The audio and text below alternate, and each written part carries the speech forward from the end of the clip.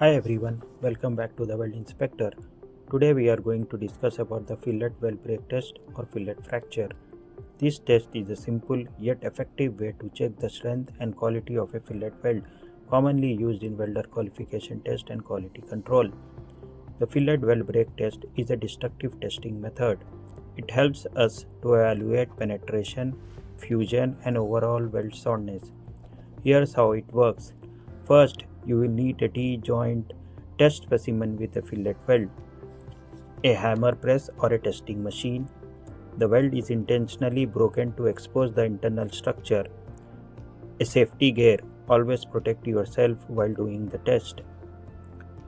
We apply force to break the weld along its throat. This can be done manually with a hammer or using a press machine for consistent results. As the weld breaks, you can inspect the fractured surface. We are looking for defects like porosity, slag inclusion, or incomplete fusion. Inspection. After the weld fractures, the surface is visually inspected for defects. A good weld should show uniform penetration and fusion without significant flaws. What to look for? Once the weld breaks, the exposed surface is inspected. A high quality weld will show complete fusion at the root, minimal porosity, no slag inclusions or cracks. If visually okay, the weld and welder is passed.